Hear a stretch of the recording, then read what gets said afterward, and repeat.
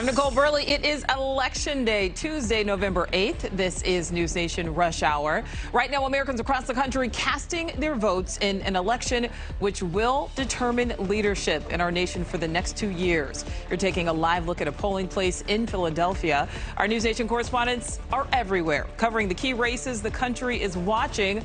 And we start today in Pennsylvania, where the final tally is expected to be delayed due to a rule meant to prevent voter fraud. It's all coming as the Senate race is neck and neck between Democrat John Fetterman and Republican Mehmet Oz. Let's check in with our correspondents. Kelly Meyer is live in Pittsburgh at Fetterman's election headquarters. Dre Clark is live in Newtown at Oz's election headquarters. So, Kelly, we want to start with you. There is a last-minute legal fight that the Fetterman campaign is involved in.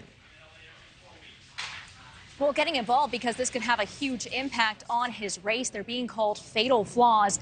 Mail-in ballots that are misdated or not dated at all risk being thrown out. This following a PA Supreme Court ruling last week saying that mail-in ballots that don't have a date or are misdated will not be counted. The Fetterman campaign launching a lawsuit on Monday, 17 pages, saying that the votes don't mean, or the dates there don't mean that the voters are not qualified, saying that, quote, the barrier to keeping qualified voters from exercising their fundamental constitutional right to vote, adding that it goes against the 1964 Civil Rights Act that says people can't be kept from voting based on what the lawsuit calls needless technical requirements. Now, over the last 24 hours, election officials across the Commonwealth have been scrambling to reach out to these voters to get them to cure or fix their ballots and to come on in and make sure that's done. Allegheny County, where we are here now, they posted a list of names on their website trying to get in touch with these voters in the 11th hour. And why this matters, especially for the Fetterman campaign, is that these mail-in ballots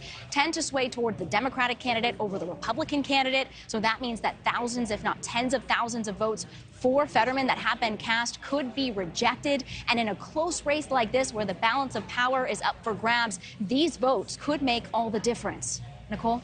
All right, Kelly, thanks for that. Dre, let's send it over to you. How is Philadelphia taking steps that will slow this vote count?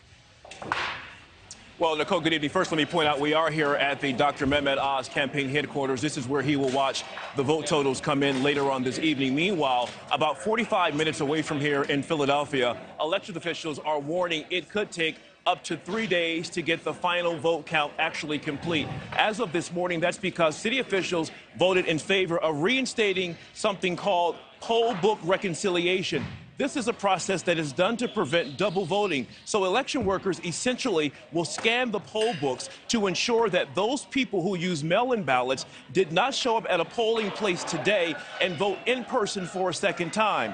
Philadelphia officials used the same process in 2020, but there was no plan to use it for this election cycle until a lawsuit was filed by a group of Republicans who asked the judge to order Philadelphia officials to reinstate the process. Now, officials believe in Philadelphia they're being targeted by Republicans because no other place in Pennsylvania has been asked to do the same thing.